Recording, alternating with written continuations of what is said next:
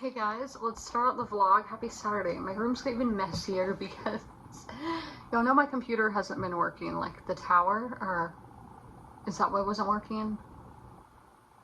Well, that was for video games not working. So I didn't go on it last week or like a week ago because I was out of town. Come back home the next day, I am like gonna go on the computer like I usually do, and screen won't turn on. Like, I have no idea why. I've never had issues with the screen not working. So I do have another screen, so I plugged that one in, and that one, it came on for like 5 seconds and then turned off, and I can press this button right here. Still doesn't turn on. So I've been moving computer screens around and everything, so my room is a mess. And I hate this. My desk was so nice before this, because this screen is huge compared to my old one. And so it's just, my desk got all messed up. My dad's been sitting in this chair, so moving my stuff around, and I'm just like, it's a mess. I am stressed.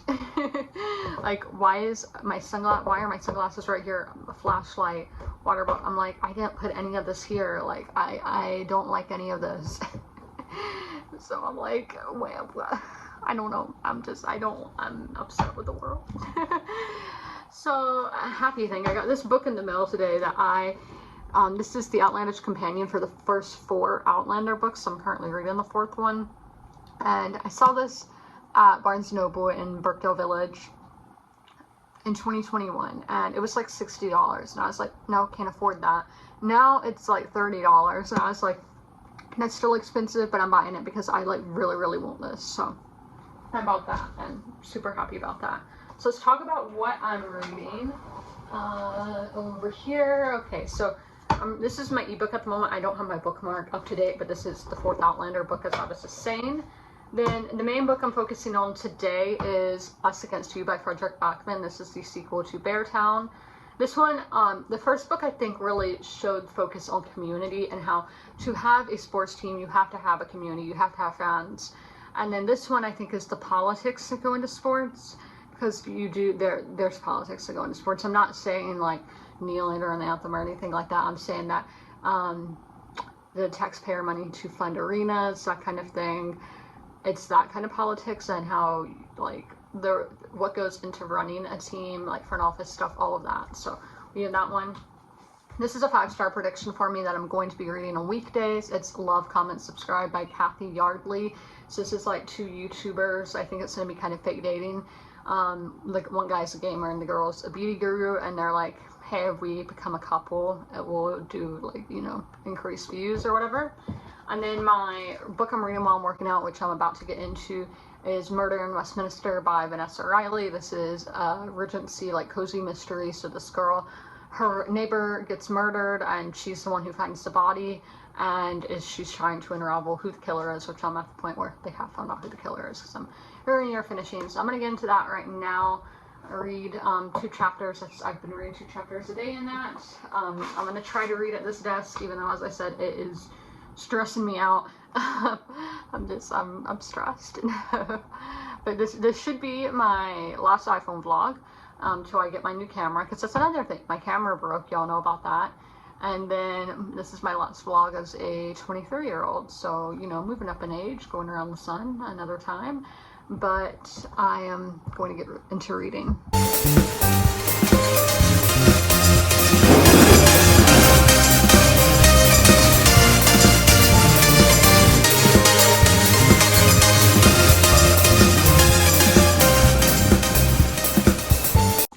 Okay, so I finished Murder in Westminster, so I am going to be giving this a 3-star. I don't know which way I want my chair to go, because there's this mess everywhere, if y'all can see. So we're just gonna sit right here. So let's talk about my thoughts. So character-wise, they were really diverse and unique for a mystery and for a historical mystery. And then the atmosphere, you can definitely tell that the author did a ton of research on Regency England, and she even talks about that in the author's note.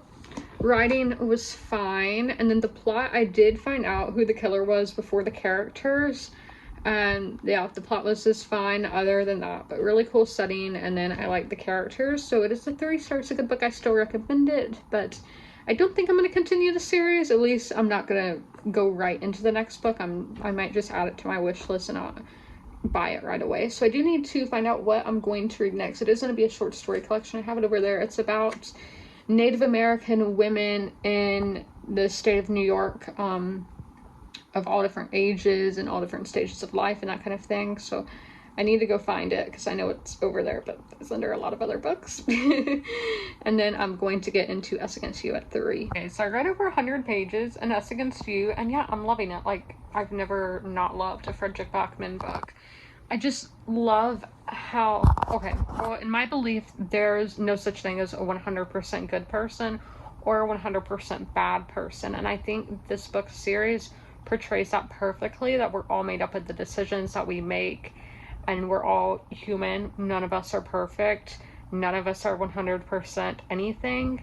And I think that's such an important thing to remember as humans, because I think it is something that we forget a lot. And I just think it's fantastic and just so real, so good. Guys, I just finished Us Against You, and I gave it a 5-star. I'm honestly shocked. I didn't realize it was a 5-star till I finished it. Like, this book broke me. So let's go through the thoughts. The characters, I only say Frederick Backman's fantastic at characters. I don't know how he can write this many characters and you don't get them confused, and just have the, I don't understand how he does it. Like, I wish I did. And then I am never one to like ship people. It's just like, I'm like, yeah, cool, whatever. But there was this one pairing that I was just like, oh, so much. Atmosphere, again, great. Writing is, I think the series, the Beartown series, is his best writing out of all his books that I've read. It is kind of lengthy, not going to lie, but like for the writing itself, beautiful. And then the plot, this had me screaming, tears in my eyes, which is so rare for a book to do. And I just think how each book in this series, how I told y'all the first one, I think really shows community. This one shows politics in a community. Like, the first one shows people in a community, and how sports can bring us together, but it can also divide us. And sports are so powerful. I know people are like, oh, it's just dumb. No, it's powerful. It's like music. I think music's a very powerful thing. Literature's a powerful thing. Everything is powerful if we think about it in a way, but we're not getting that deep. So I just wanted to give you all my thoughts. I do need to count up how many pages of Outlander I read this week, because I'm not sure, and then I just need to annotate in the physical book. But that is all for Sunday. I hope all of y'all had a lovely... Okay, guys, I am about to start Living on the Borderlines by Melissa Michael. This is a short story collection, so I'm just going to read the back for y'all. In Living on the Borderlines, intergenerational memory and trauma slip into everyday life. A teenager struggles to understand her grandmother's silences. A man contemplates the preservation of tradition in the wake of the disappearing Indian myth, and an older woman challenges her town's prejudice while uniting an unlikely family. With her debut, writer Melissa McKell weaves together an understated and contemplative collection exploring what it means to be Indigenous. I'm still getting used to iPhone vlogging, but okay, I read 29% of Love, Comment, Subscribe by Kathy Yardley. So I've read over a quarter. This is a 4-star so far, which means I'm loving it, but that's great. Let's go into like each point. So characters, I like them. I don't love the characters. I definitely like Lily more than Tobin. So Lily is the female character, Tobin the male character. But I do think we've just had more time with her, and that might be why. And I've been on kind of both these spectrums for her. She's a beauty guru, and that is how I started my channel. If you go all the way back 10 years ago, 11 years ago of videos, you will see I was doing fashion videos. No, very bad fashion. I was at a strict private school with strict dress code, and I couldn't really wear what I wanted. And I was mainly dressing for comfort back then. When like now, fashion. But I was attempting, and I mean, that's how I got my start, so there's no hate to that. But and then we have Tobin, who is a gamer. He does gaming on Twitch, and then he does like prank videos, like the Janoskians, that kind of thing. But it's kind of like a mix of content, which I wish I could do. But on YouTube now, to be successful, you have to have like a niche thing. Like for me, it's books. I wish I could do a ton of different things. I used to do that, but to grow your channel, you really need to be niche. So that's why I have like multiple channels. I have this, and then I have my ASMR channel, and then I have my nostalgia channel where I really started YouTube, but that's not like an active channel. But so I relate to both of those fields. I've been in gaming and I've been in beauty gurus, or like fashion, beauty, that kind of thing. Atmosphere, I'm so confused. I'm like, where is Ponto Beach? Like, I'm assuming it's near like San Diego. That's how they make it sound. So don't know, but that's not a huge thing for romance. Writing is fine. It's your average fine writing. Plot, I don't know. I thought this was going to be fake dating, but it's more like enemies to lovers. Like, I wouldn't even call it that. It's more like Grumpy Sunshine, but reverse, where the girl is like the grumpy one. Like, they compare her to her being a cat and the guy being a Labrador Retriever. So, like, I own both. My cat acts more like a dog, though, but still. So, you know, kind of the girl. That's like me. That's my dream relationship. I am like that. I'm mean. I've been told I'm mean when it comes to guys, but and then the majority of the guys I like are like the cute puppy personality. Okay, we're not gonna talk about that, but yeah, so I'm loving this. I'm liking it a lot. And it reads, but for the writing, this is a writing point, is it reads really fast. It's really easy to read, short chapters, because I read 99 pages today, so I mean, that is a lot to get done. I mean, that's 30 more than I was reading in the nonfiction book that I was reading in last week's vlog, so it does read really fast. So that's something you're into, just a fast, quick read. Maybe you're on vacation for the weekend at the beach or something. Definitely, I would recommend picking this up. But I'm gonna have dinner. I really don't know what I'm gonna have. I didn't go to the grocery store yesterday because I was really hangry and just needed to get home to eat, so I don't know. Like, they had In-N-Out in the book, and I want In-N-Out so bad, but who knows when I'm gonna be somewhere with In-N-Out again. It's been 3 years. But hopefully I'll have burgers by the end of the week. I have a burger like once a week, so I mean, sometimes twice. But yeah, it's my birthday week. I can treat myself. I can have a cheeseburger every day if I wanted to. I'm not, but yeah, so I'm probably just gonna eat something like really, really basic because I don't have like anything. And a new book, which is the book club picks. So I need to tell y'all about it. So where I'm gonna be sitting. Yeah, my tripod back there from filming earlier. But we're starting When True Loves by Taylor Jenkins Reid. So this is like the last of her like romance books. And my buddy read thing that I've been doing on this channel, I say it's like a book club. I don't know how many people are actually doing it, but I hope y'all have been enjoying vlogs just like dedicated to the Taylor Jenkins Reid. They're not just dedicated, but like I talk about them in depth. So let's see what this book's about, because I honestly have no idea. I do know that does have a movie. I don't think there's any like huge names in it or anything. At least I didn't recognize any of the people, but I'm not great with faces. I know names, but not faces. So they could be well-known people. And let's see here. So, a breathtaking new love story about a woman unexpectedly forced to choose between the husband she has long thought dead and the fiance who's finally brought her back to life. What? So in her 20s, Emma Blair marries her high school sweetheart, Jesse. They build a life for themselves far away from the expectations of their parents and the people of their hometown in Massachusetts. They travel the world together, Emma as a freelance writer, same, and Jesse as a production assistant on nature documentaries, living life to the fullest and seizing every opportunity for adventure. On their first wedding anniversary, Jesse is on an assignment in the Aleutian Islands when his helicopter goes missing over the Pacific. Just like that, Jesse is gone forever. Emma quits her job and moves home in an effort to put her life back together.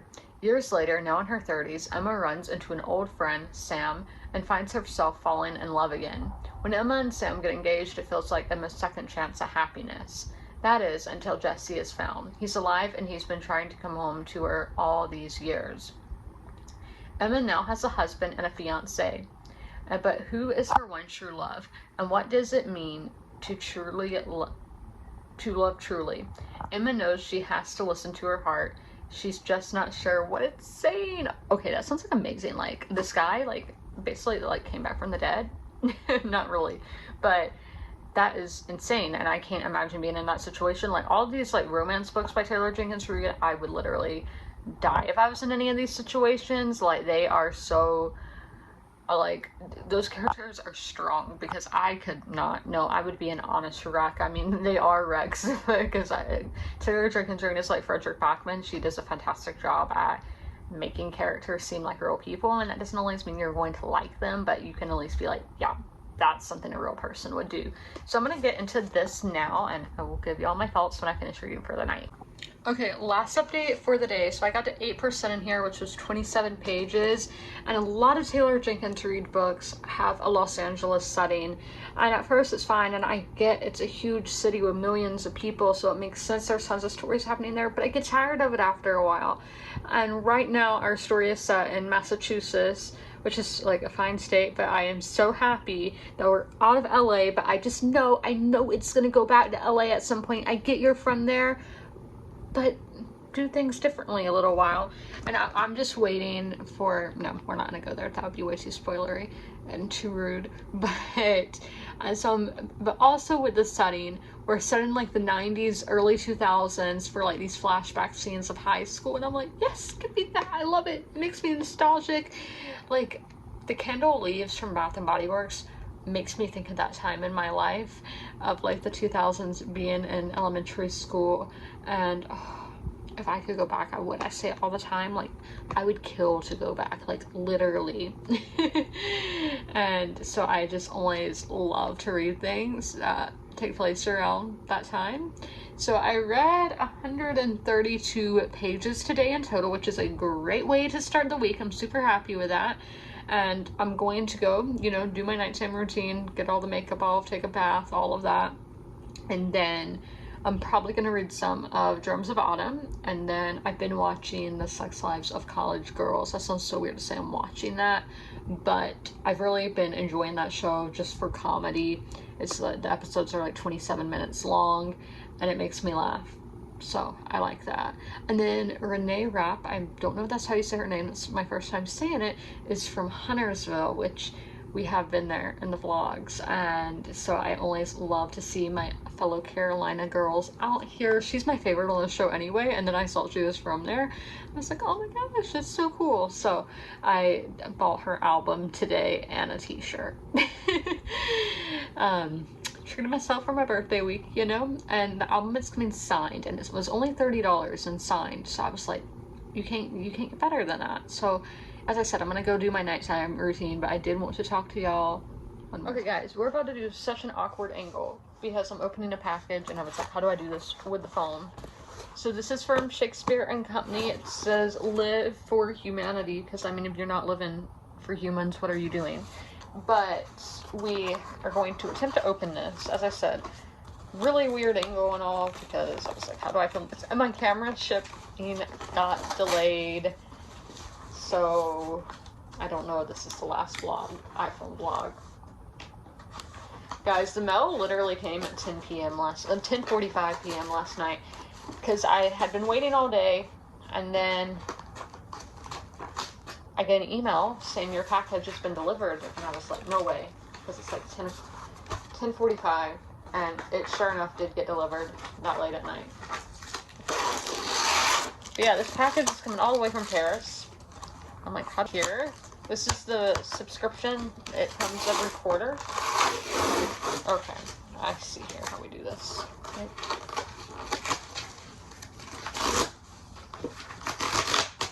Ooh, loud. Okay.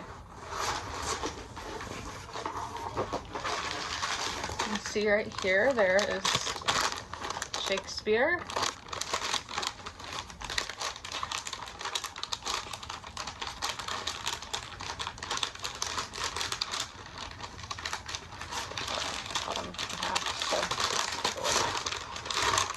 Okay, so our first little thing here is a Shakespeare and Company Paris little notebook. This is so nice. Blank little sketchbook there. Then we do have a bookmark. Be not inhospitable to strangers, lest they be angels in disguise. Interesting. Okay, we have this book called Uncle Paul by Celia Frimlin. This is a 1950s novel by Celia Frimlin.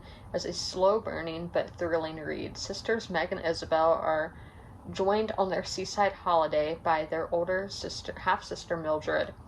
They were just girls when Mildred married Uncle Paul, the handsome, mysterious man who suddenly disappeared from their lives after his murderous past was unearthed. Now due to be released from prison, the women are fraught with suspicion and fear as they wonder whether Paul will return to take his revenge, and on whom.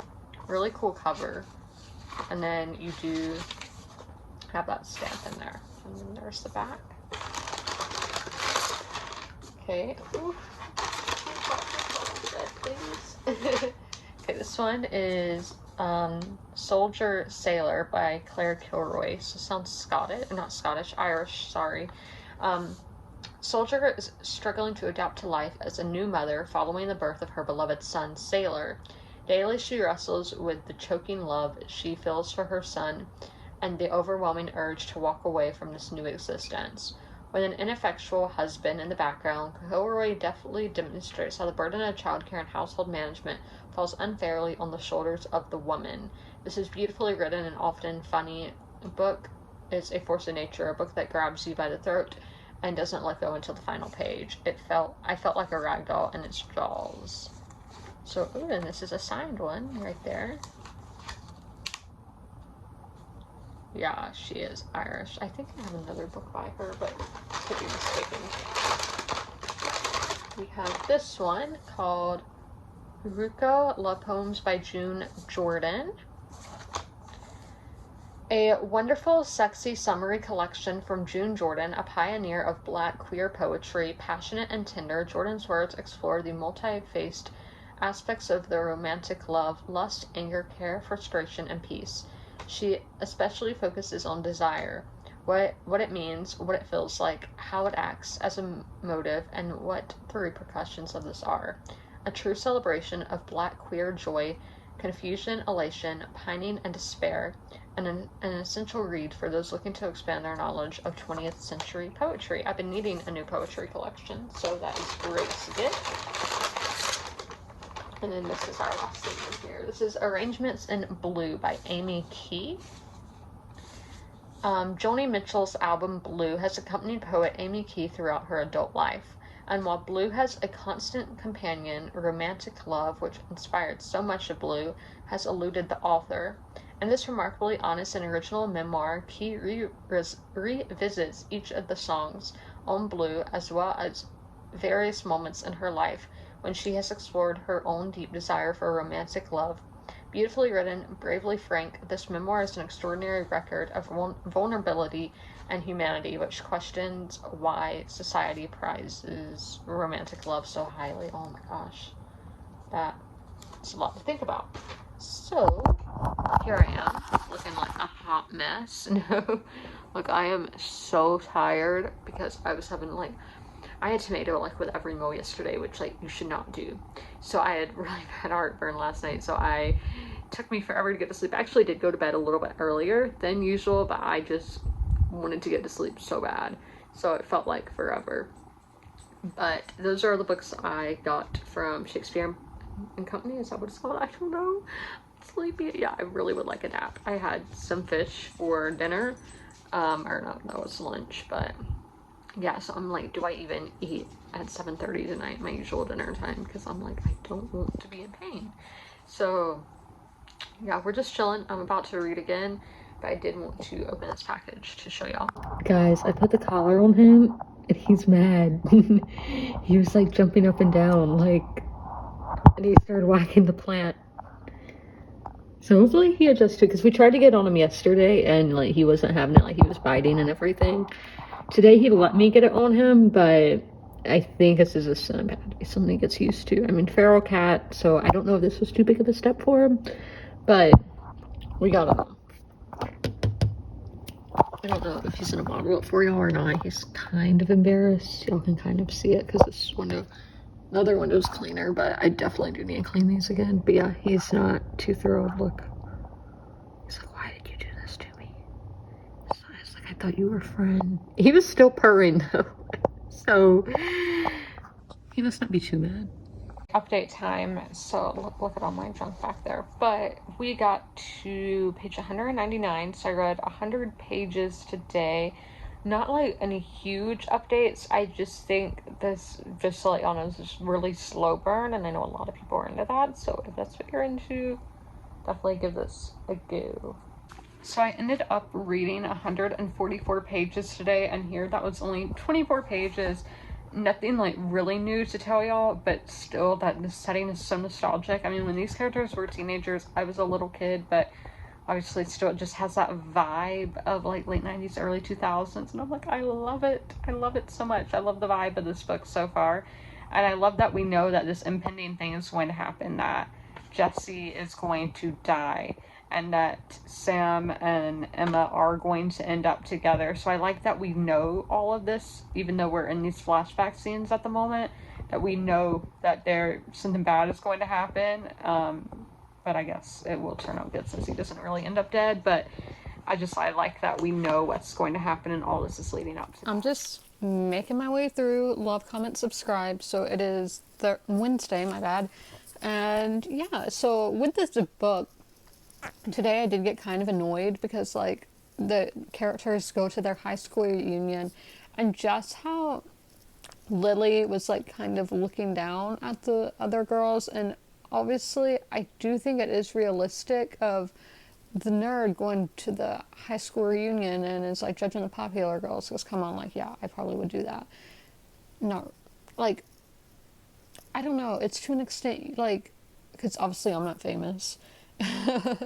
But I do think everybody is going to have that when they go to a high school reunion, not just the popular people, but like everybody you are judging. Like, I'm not even saying necessarily judging in a bad way, but you're like, so that's where that person is now. But I don't know, I didn't really like her in that. It was kind of bugging me. Yeah, it was like she was saying, okay, this girl has dyed blonde hair, her cheekbones are like that, and she needs to wear a lighter foundation. I'm like, I don't know, that just was kind of rude to me, and I didn't really like that coming from Lily, so she kind of went down in my book. I'm still going to give this a 4-star. I'm at 86%, by the way, but it kind of meant, yeah, on how I'm liking the character. So that kind of sucks, but I'll just lie down and reading can do your hair like that. But I read 136 pages today, so y'all are like, what's the update? So we got through the guy just went missing in the helicopter, you know, that kind of thing. And honestly, it's like, I woke up sick that day.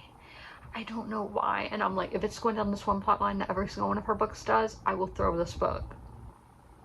Not even lying. I will throw the book across the room. I'll be so upset because I'm like, why do you have to use that trope in every single book?